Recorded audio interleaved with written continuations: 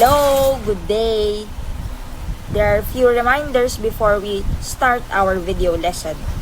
You can always rewind the video, especially in the parts that you do not clearly understand.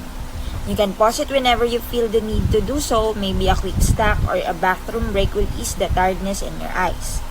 And lastly, you may also fast forward on the video if you already know what is being discussed, though this is not really encouraged on your part. So, our lesson for today is about problems involving permutations and combination. Our objectives for today are illustrate the permutation and combinations of objects, differentiate permutation from a combination of n objects taken r at a time, solves problems involving permutations and combinations, participate and show interest during the video presentation. Now, let us review our past lesson by identifying whether each situation illustrates permutation or combination. You have 20 seconds per slide to identify if it is a permutation or combination. Write your answers on a sheet of paper.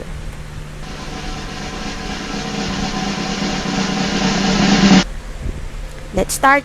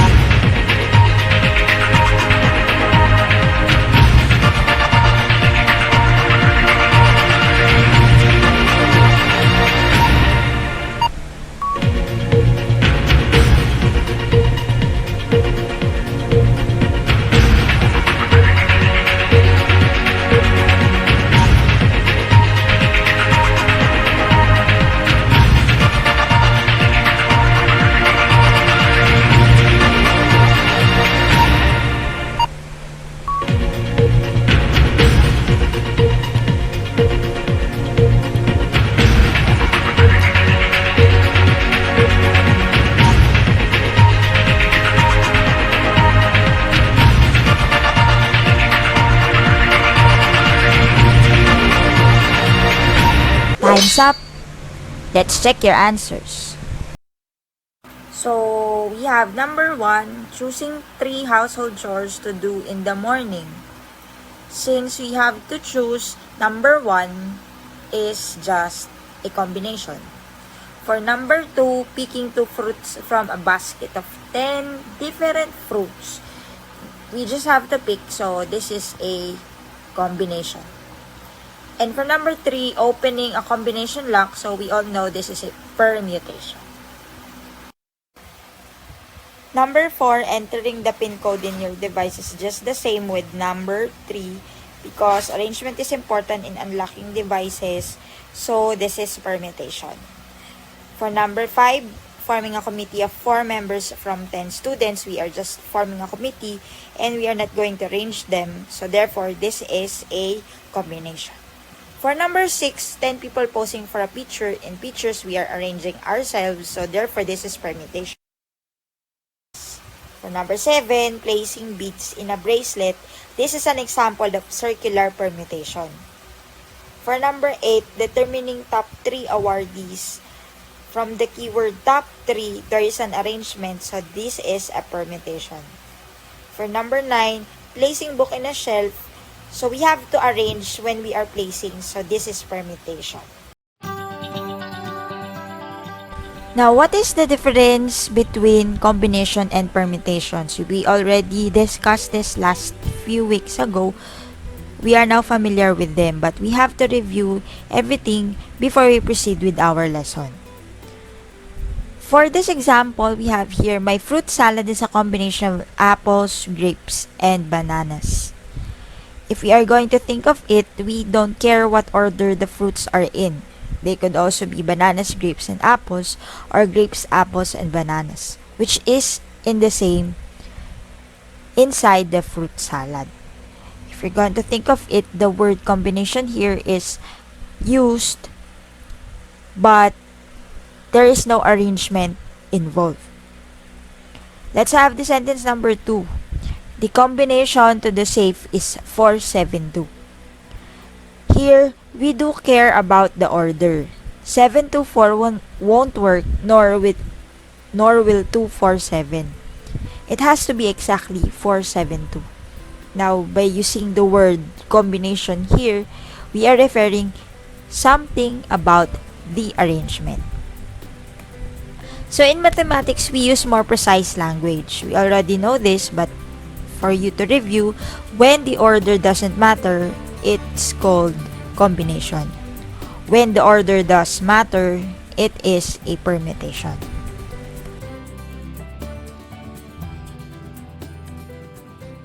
For you to further understand and answer our lesson for today, let's review our formulas. So for our permutation, we have n factorial all over the quantity of n minus r factorial, where r is greater than or equal to 0 but less than or equal to n. So this is permutation of n distinct objects taken r at a time. If we are going to use permutation of identical objects, we have to use the formula. The second formula wherein we have n factorial all over n sub 1 factorial, n sub 2 factorial, n sub 3 factorial, where n is the total number of objects, and n sub 1, n sub 2, n sub 3, up to n sub k are numbers of identical elements. For number 3, we have the formula for circular permutation or permutation of circular objects. And for number 4, our formula for combination wherein we have n factorial all over r factorial, open parenthesis, n minus r, close parenthesis, factorial, wherein your r again is greater than or equal to 0 but less than or greater than n. So this is the formula for combination of n distinct objects taken r at a time. Remember, permutation can be denoted as the following. So if you're going to see this signs and figures and symbols, this is permutation. As well as also for the combination, they are written and denoted as the following. So take a screenshot or pause the video to familiarize.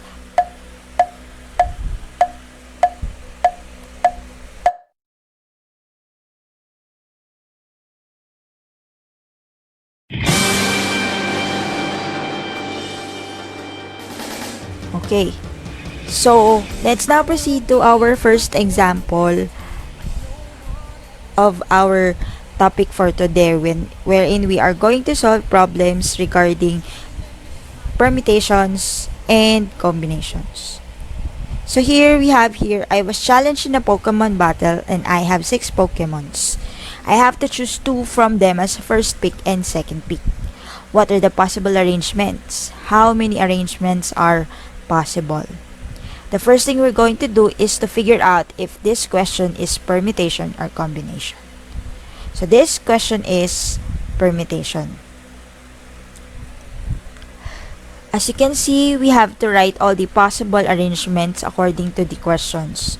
So the possible arrangements are Bulbasaur Pikachu, Bulbasaur Squirtle, Bulbasaur Jigglypuff, Bulbasaur Snorlax, Bulbasaur Meowth.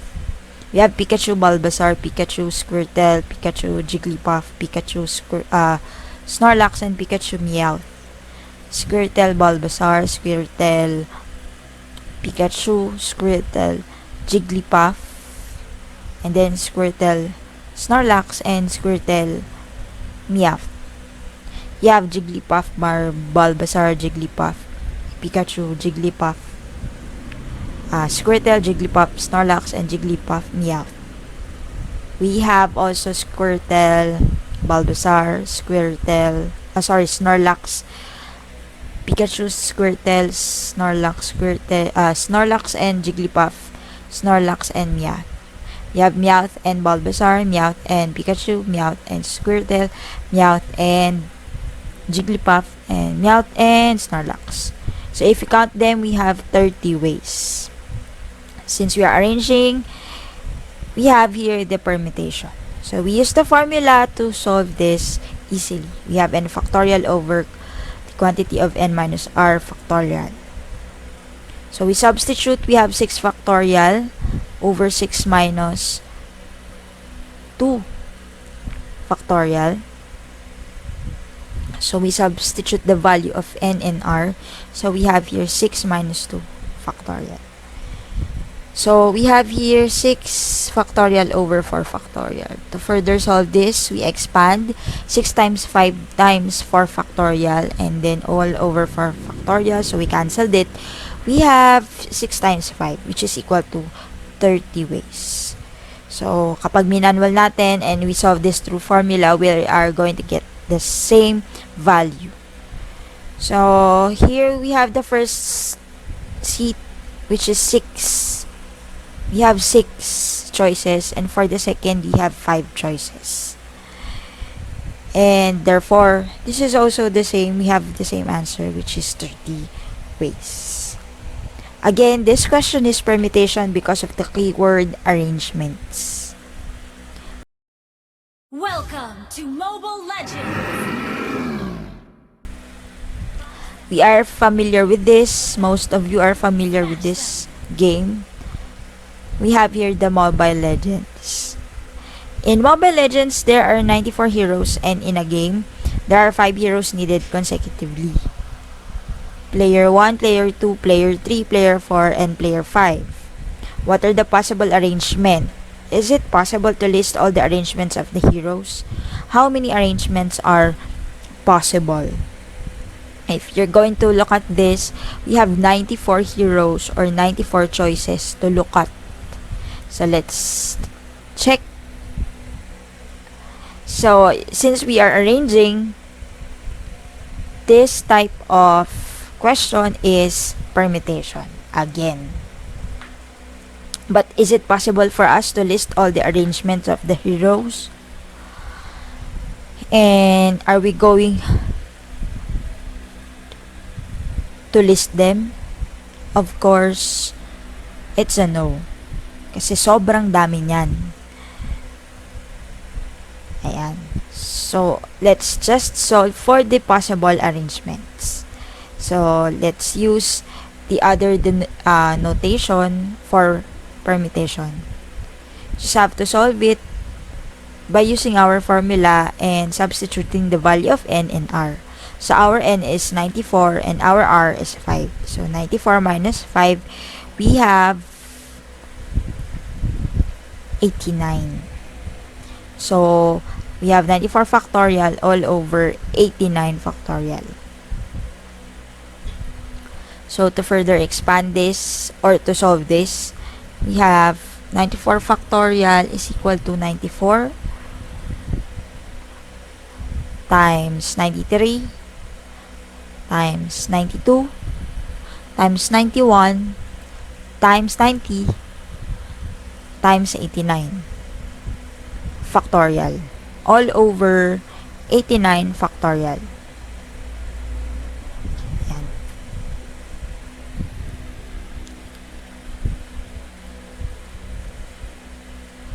So we can cancel it out. What's left with you is 94 times 93 times 92 times 91 times 90. So this is, you have 94 choices for the first one. You have 93 kasi nagamit mo na yung isa. And then 92, 91, and then 90. Nababawasan ng isa. Right? So, if we are going to multiply this, what are we going to have? You can calculate this or pause this video.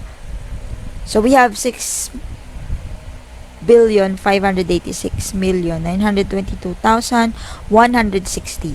Imagine, hindi natin siya masusulat. Kasi there are many ways talaga. Especially if your choices is big numbers. Definitely, it will give you big answers.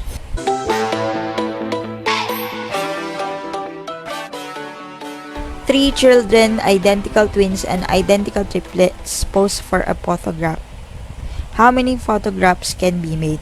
So, a while ago, on our review, we have there the question if you are posing for a photograph, if it's combination or permutation. And our answer there is permutation, because in taking pictures, we are arranging ourselves. So let's take a look at how are we going to solve this. Since if we are going to think of it, we are dealing with permutation with repetition. So we have here the keywords identical twins, identical triplets, and the photographs. So in photographs, we are arranging. So this is permutation with repetition. Okay? Now let's try to find which of the following is repeating. Specifically the twins, so you have 2. And then for the identical triplets, you have 3. So this is our formula, as I said a while ago, where n sub 1 and sub 2 are the number of repeated or identical objects, and the n factorial above is the total number or the total number of the given.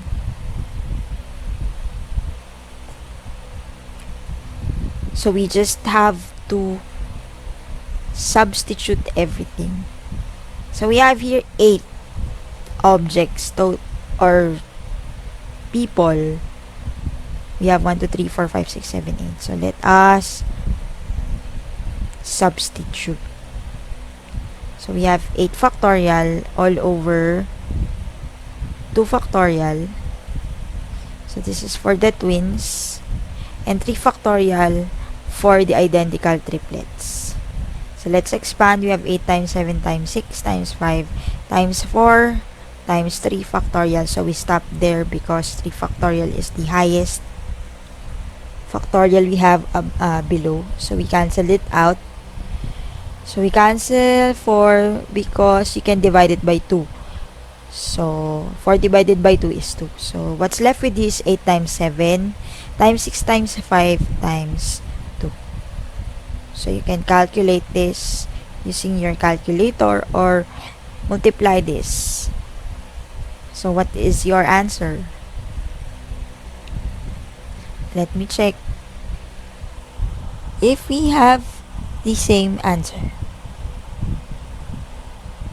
So our answer is 3,360 ways. Again, for this problem, this is permutation with repetition.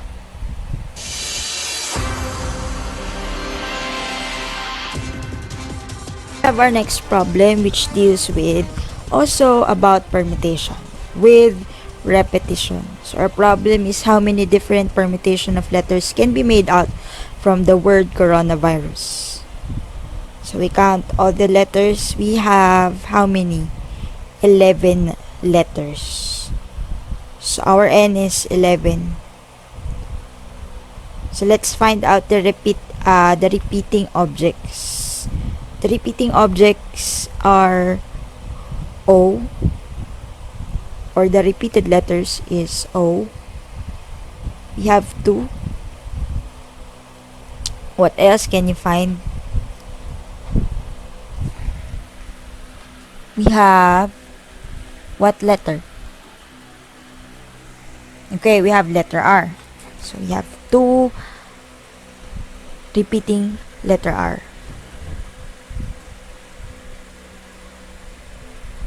Anything else? Okay, so let's solve.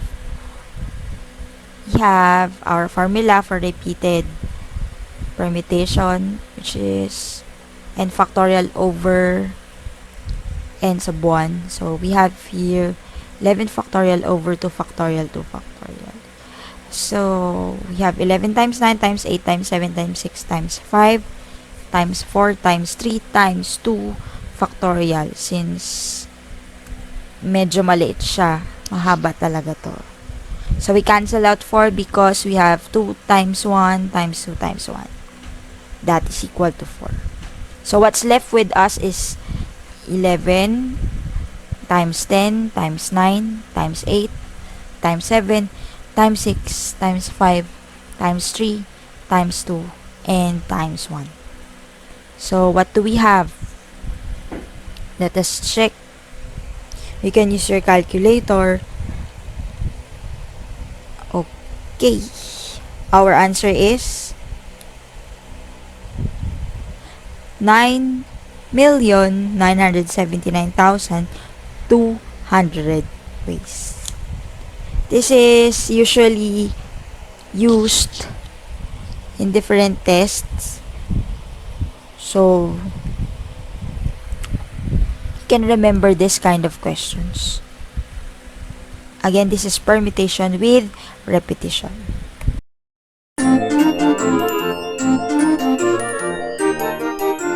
For our next problem, this is very timely. During this time of the pandemic, we usually ate lunch or dinner with our families. This is one of the pros of the situation we have right now. How many arrangements can you come up with during your meals when sitting at a circular table with your mom, dad, and little brother? So in this time of pandemic, we usually find the cons of the situation wherein we cannot go outside. But what's good in this situation right now is we have the ample time to bond with our families. Okay? So let's solve. This type of question again is permutation, but with a different type again. This is circular permutation. We have special formula also with circular permutation, which is, I think, cited a while ago, which is n minus 1 factorial. The quantity of n minus 1 factorial. So here, your n is how many? If you're going to read the question, you're just going to see 3, but it includes you, so it should be 4. So for your n, you have your mom, dad, little brother, and you. So we have 4. This is very easy because you just have to subtract it by 1. So 4 minus 1 factorial, that gives you 3 factorial. So that's 3 times 2, which is equal to 6 ways. Okay. You can try it at home if it's really 6 ways.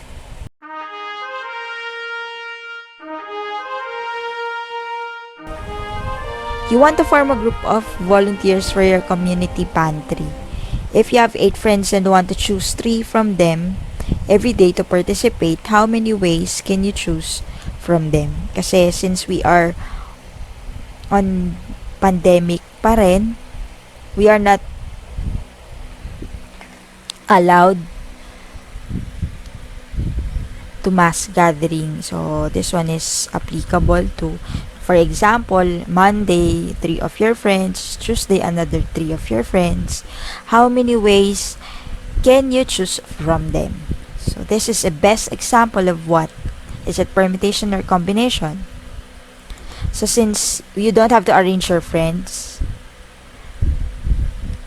and yes, there's no arrangement involved in this kind of problem, and you just have to choose. Therefore, this is what type? Yes, this is combination.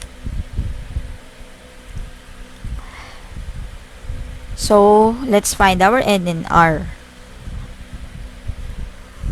So, the formula for combination is n factorial, the quantity of n minus r factorial. Again, you can interchange the things below the r factorial and the n minus r factorial. You can interchange them. So your n is 8 and your r is 3. So let us solve. We have 8 factorial all over 8 minus 3 factorial 3 factorial. So we have 8 factorial over 5 factorial 3 factorial. To further expand this, we have 8 times 7 times 6 times 5 factorial and stop there. And then we have 5 factorial 3 factorial. So we cancelled out 5 factorial and 3 times 3 is equal to 6. So what's left with is 8 times 7, which is equal to 56 ways.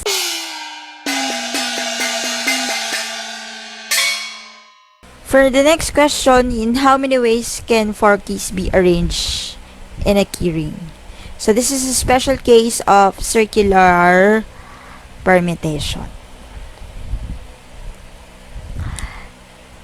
Why is it special? Because you don't have a definite top or bottom for this type of questions.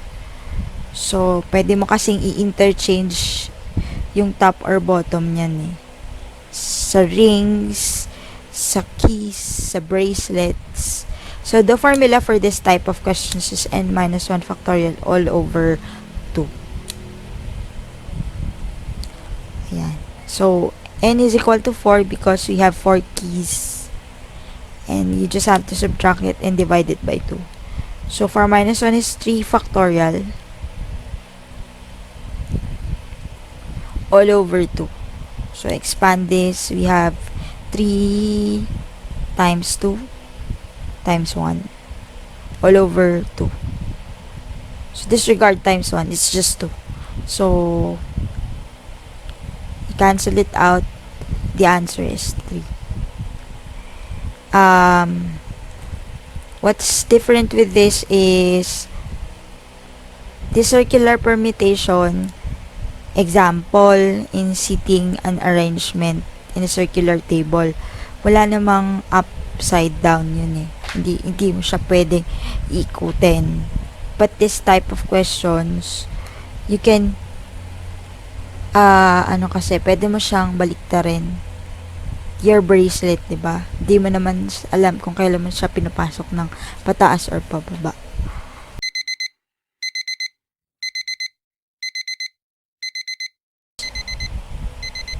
Alright. This one is for you, guys. Sa mga estudyante to. Kasi everyday we are struggling. So, we have to set something for ourselves. So, this one is, if you choose to do 2 subjects a day during your module time, how many choices do you have if you have 8 subjects? You just have to choose 2 for a day. Though, we have, what do you call this? You have your subject study guide. But this is just a example question.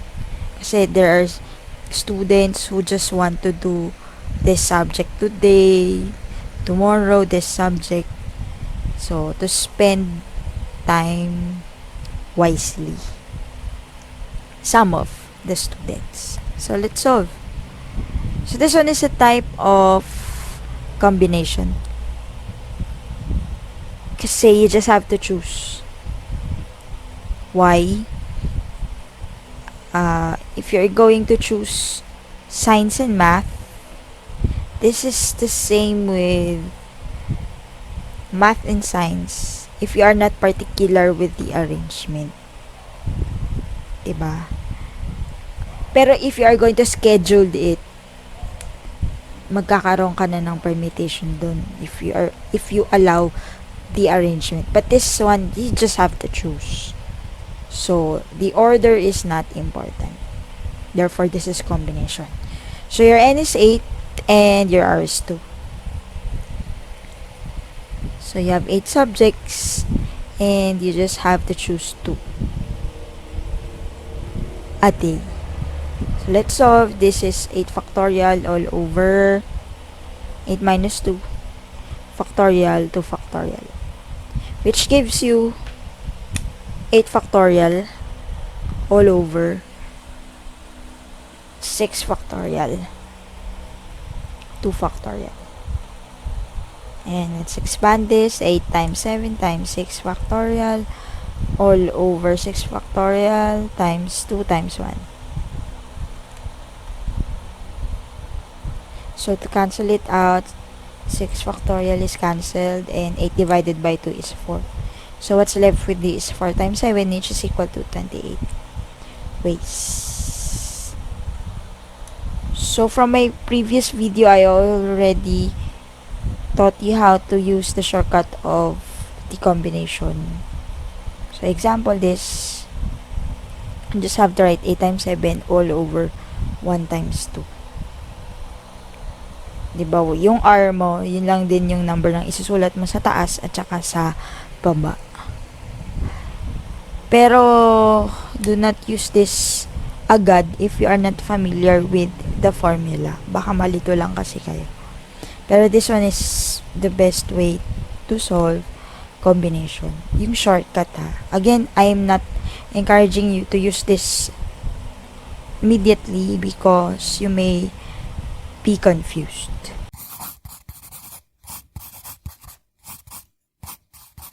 Next question. How many committees of 5 can be formed from 8 sophomores and 4 freshmen if each committee is to consist of 3 sophomores and 2 freshmen? So, find the keywords. If there is an arrangement, wala naman. Ano lang gagawin mo? You just have to form a committee. Pero there's no vice, there's no president, there's no secretary. Again, there is no arrangement. Definitely, what kind of question is this type? This is how many? Or this is what type? This is a combination. So, you have to form a committee of 5. So, our given is we have sophomores, we have 8. And then freshmen, we have how many? We have 4. So, we want to get 3 sophomores from 8. Or to choose 3 sophomores from 8. And choose 2 freshmen from 4. Okay? So, take note of that.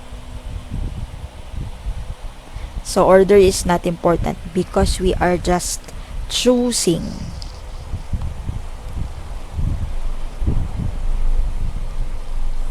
Ayan. There's no president, no vice president.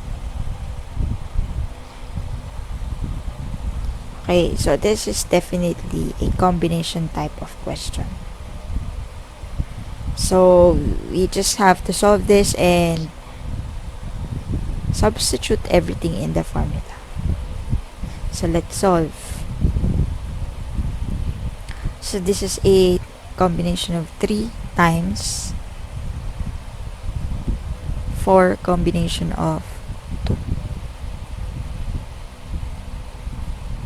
So, let us substitute. We have 8 factorial all over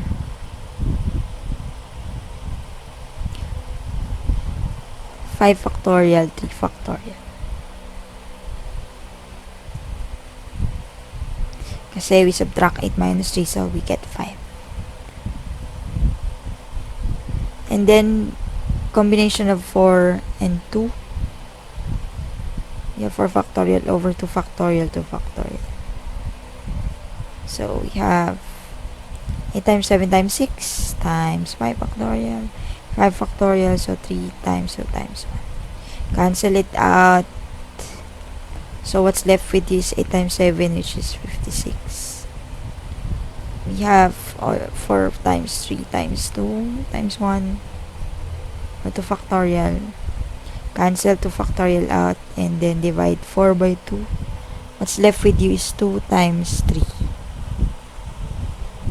So, we have 6. So, let's have 56 times 6. what's the final answer is how many? We have 336 ways. You can also do the shortcut. So, makikita nyo naman bakit naging shortcut siya, kasi nakakancel yung pinakamataas na factorial. So, it will just give you the same answer. So, there are two combinations in one question. And since they are related to each other, you should multiply this.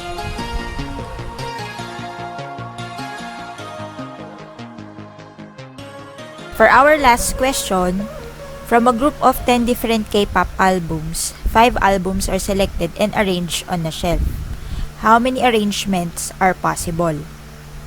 So, what kind of question is this? Is this permutation or combination?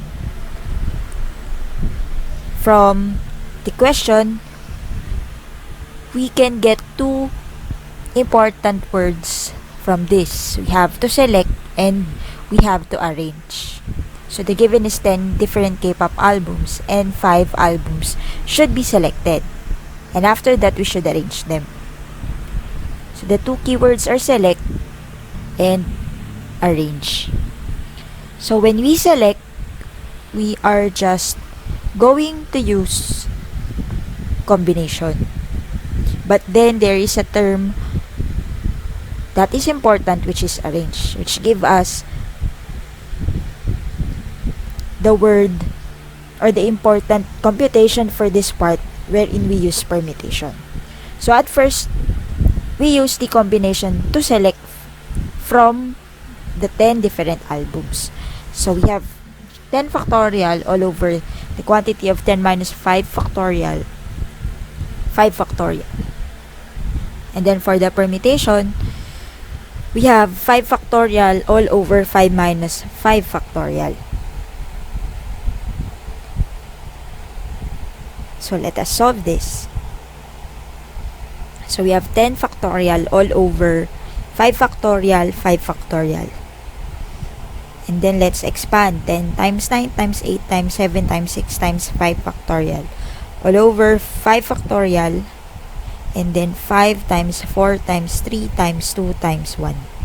So, cancel out the 5 factorial on the upper part and the lower part. So, 5 times 2 is 10. So, we canceled 10. And then, 8 divided by 4 is 2. 6 divided by 3 is also 2. What's left with you is 9 times 2 times 7 times 2. So, you got how many?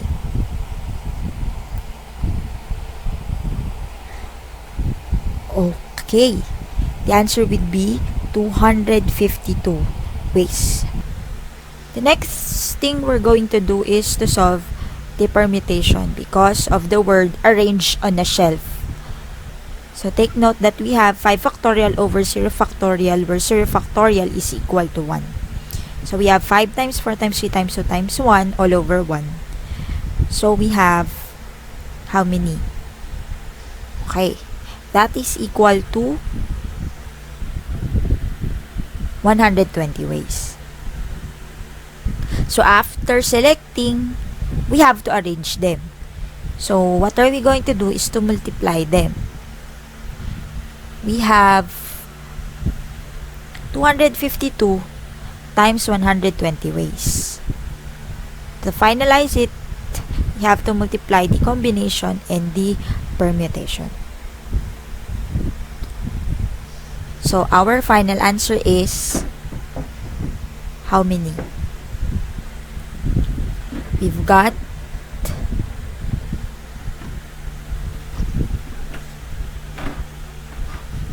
okay. That is, what's your answer?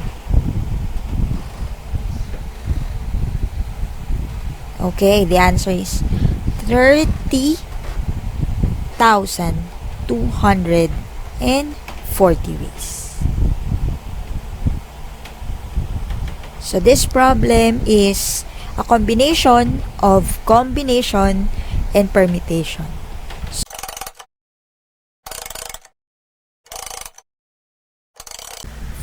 For your exercises, you have to try these questions, but I think you already answered this because this is written on your study guide that should be solved last Monday and Tuesday. So you just have to review all your answers and check if your answers are correct. You may pause this video and play it again after reviewing your answers.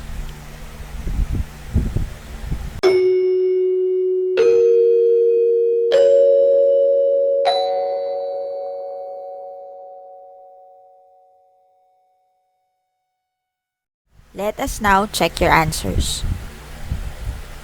So for number 1, a circular region is to be covered by 6 different pattern sectors of the same sizes. How many different arrangements are possible? So we have here the term circular, so this is a circular permutation. So your answer is 120 arrangements. Next, number 2. Suppose we have 8 paintings, different paintings, and we wish to arrange them in a row. If there are only 5 spaces available, in how many ways can this be done? Since we are going to arrange them again, this is permutation. Our N is 8 and our R is 5. So the final answer is 6,720 arrangements. Next, number 3. In how many ways can 10 different dictionaries be on a shelf? Since we have the magic word arranged, again, this is permutation. Just like what we did on the K-pop albums. But this time, this is just permutation because we are just going to arrange them. Next, number 4. In how many ways can 5 women committee be formed from 8 women? So this is forming committees and there's no arrangement needed. You just need to form. So the answer is combination. So your N is 8 and your R is 5. So upon solving, we have 56 ways. For number 5, this is familiar with you. We used coronavirus a while ago. So this time we use AstraZeneca. This word is familiar with you because this is one of the medicine used to cure coronavirus, but not 100%. So this is permutation with repetition. What are the letters repeated in the word AstraZeneca? We have letter A and we have letter E. So that's why you have 11 factorial all over 3 factorial 2 factorial. We have 3,326,400 ways to arrange the word AstraZeneca. So I hope you understand the difference between permutation and combination by watching the videos.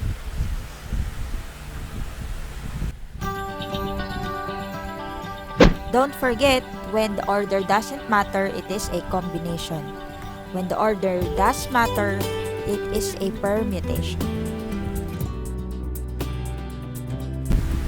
For your assessment, check your understanding. The link is posted down the description.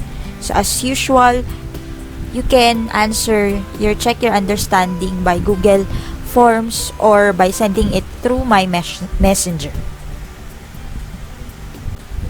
If you have any questions, you can always replay this video, or if this video won't suffice, message me through my Facebook account, Maria Josephine T. Arquiles. Thank you for listening to this.